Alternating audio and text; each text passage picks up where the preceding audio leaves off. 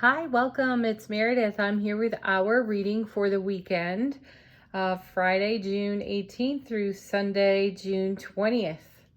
We're going to be using the Spirit Animal Oracle, Sawyer's Lenormand, the Good Tarot. This is the deck, folks. This is the one that actually threw itself at my feet in a bookstore. This deck is so well loved, I think I've worn the writing off the cover, off the box. So, yeah, it was time for it to make an appearance on the tarot table. And if you would be so kind, lovelies, to hit the thumbs up, the like button here on the channel, it's deeply appreciated by me.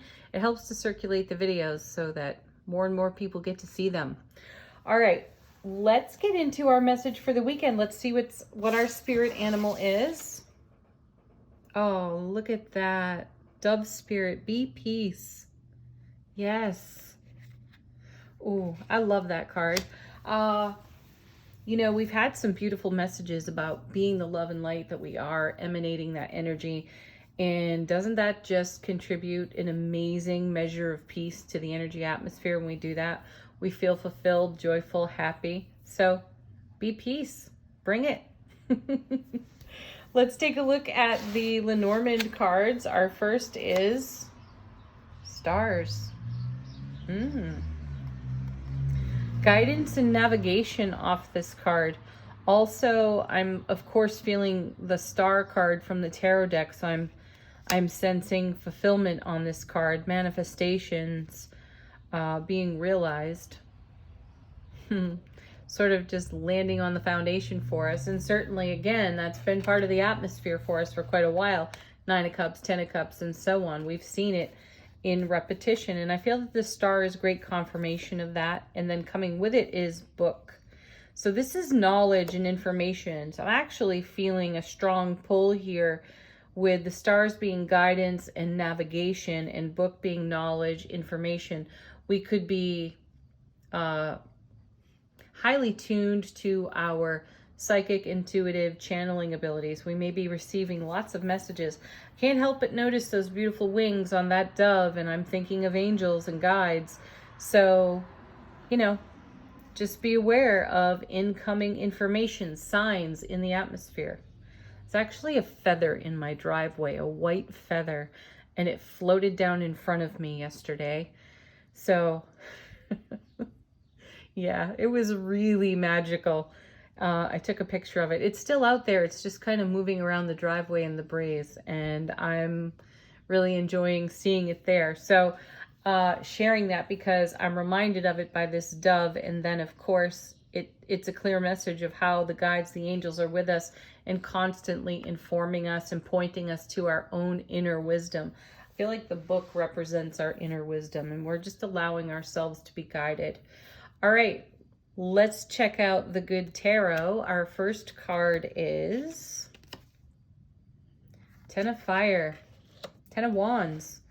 Well, I was just having a conversation earlier this week about this card. We talk about the 10 of Cups being the Ace of Cups to the power of 10, and very rarely do I ever draw the same correlation to the 10 of Wands being the Ace of Wands to the power of 10. So let's take a moment and think about what the Ace of Wands is about. It's enthusiasm, it's creative fire, it's powerful inspiration, and there's also a wild, free-spirited, untamed kind of energy on the Ace of Wands as well. And so here we talk about the 10 of Wands as being some kind of burden that we're setting down.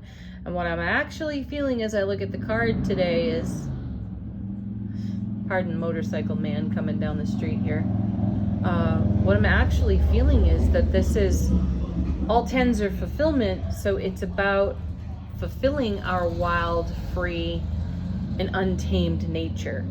And perhaps we set all those wands down because it's time for us to set ourselves free. So it's not so much a burden to be blessed by the Ace of Wands to the power of 10, though it can feel burdensome to allow some of the other details of life to prevent us from celebrating that wild spirit we're talking about. So consider that. Let's take a look at our next card. the King of Water, King of Cups. Wow, look at him, huh? He reminds me of Poseidon. There's a lot of presents coming off that card right now. The King of Cups, you know him and love him. He's the healing of the heart right there in the reading. And he's emotionally awake, aware, alert, and intimate. And, you know, what a beautiful pairing here, because we've got fire and water. This gets very steamy, doesn't it? But can you feel the peace between the two elements?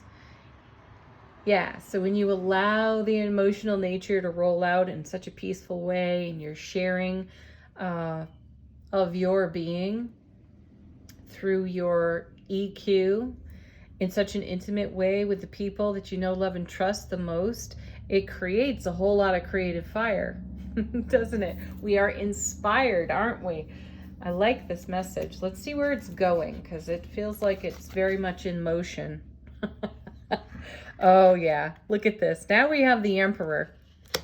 And gosh, his presence is profound in our readings of late. So here he is, Mr. Know-It-All, Mr. Experienced It All. And he's stable and strong, and he's more fire, more inspiration.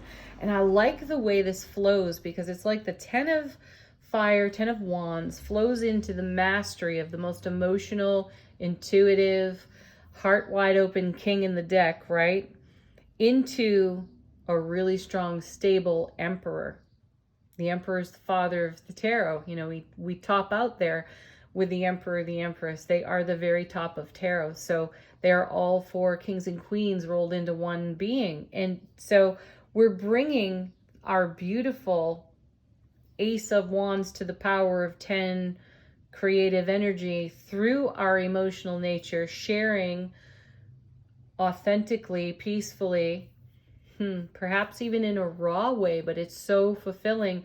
And then it stabilizes the environment for us, our environment, our foundation, our relationship to our own selves. We feel really confident within ourselves to shine this beautiful, peaceful light and allow it to guide us and others, perhaps. Let's clarify our 10 of Wands with, the 5 of Water, 5 of Cups. Oh, that's interesting, isn't it? So let's embrace the traditional meaning of the 10 of Wands here, setting down some kind of burden, keeping in mind that we have the King of Water right here in the center of the reading too, and he brings a healing of the heart. So the 5 of Water, 5 of Cups, is typically considered instability in the emotional realm, connected to pain, loss, and sorrow of an emotional nature that's already come to pass. And in traditional tarot, we usually see 3 cups turned over, 2 cups upright, which then connects us to the 2 of Cups. Another one of those beautiful love cards, the strengthening of bonds and connections between ourselves and others we know, love, and trust, right? So I feel that the instability of this 5 brings us the stability, or excuse me, highlights the stability of the King of Cups and the Emperor. We have so much stability, we can let this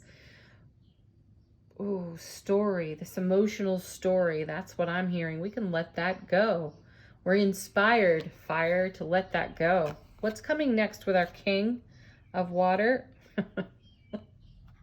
Beautiful. Now the Queen of Water. Oh, so King and Queen of Cups together in the reading, clarifying one another, both of them extremely intuitive. So, you know, recognize that the dial is turned way up on your intuitive gifts at this time. Really trust that. Allow them to guide, stars, book, allow them to guide you through this entire weekend with confidence, Emperor. And then let's clarify the Emperor.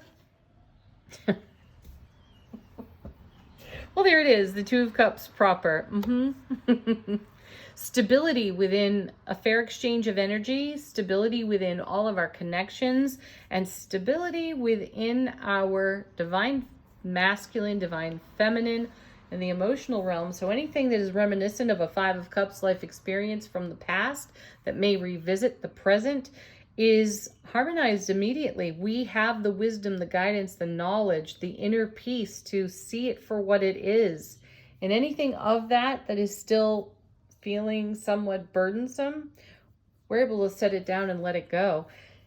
Beautiful cards. So the Two of Cups, fair exchange right there. Lots of love in union, a blessed union.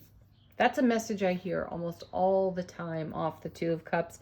And traditional tarot sort of encourages that, where you see the angel wings and the lion on the card above the two people exchanging cups. So I really do feel blessed union, and that's happening within the self. And that brings tremendous peace. And as that peace expands through our energy fields and our sphere of influence, then it makes our guidance and our intuition all that much sharper. We have more ready access to it. And then that also allows the wild, free spirited nature within us to fly free, doesn't it? Let's see what's on the bottom of the deck. Clarifying. Wow, clarifying what? The entire reading? Love. The Lovers. The Lovers in the Two of Cups again. That's happened a number of times recently too. And then we have the Four of Fire, Four of Wands. Yeah. You know, the Lover's card, as almost all tarot readers say, is all about choice. And we're choosing the Four of Wands, which is the happiest card in tarot in the minor suits. And it's a really stable foundation. And this is the place where we stand like an emperor, like a king, like a queen, and embrace all that is there for us. And that is extremely fulfilling. What a beautiful message. Let's now do Angel Answers. Wow. I'm having one of those pinch myself moments looking at these cards because I feel the emphatic yes. I literally just stopped shuffling right there as I was about to tell you that I feel the emphatic yes off this deck, and then I looked down and there it is. See, that's how signs happen. That's how the universe talks to us. Oh gosh, I have goosebumps right now. Oh, now look at this. Listen to your intuition. I love this deck. It really does know how to drive a point home from the tarot cards, because we've got the King and the Queen of Water here, of Cups. And I was just saying to you that our intuition, our intuitive gifts, our channeling abilities are dialed way, way up. So listen to that. Oh my gosh. Okay.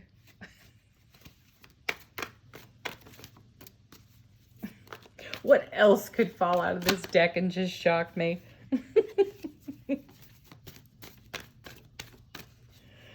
Okay, this is good. We love this card. Take action. You know, this is like the Knight of Swords without all of the impetuousness that he typically carries. So take action in an angelic way. It'll be far more balanced and harmonized. And then remain positive. Oh gosh. Okay, our affirmation for the weekend is: when I'm connected to spirit, I feel a sense of certainty, magnitude, and ease that I've never known before. Yeah, that's right. Be in your heart space. Be the peace, love, light that you are, and spirit, the spirit will come over you. Oh, how sweet. Thank you everyone again for watching, and I do appreciate you hitting the like button. Have a beautiful weekend. Peace, love, joy, happiness to each and every one of you. Namaste.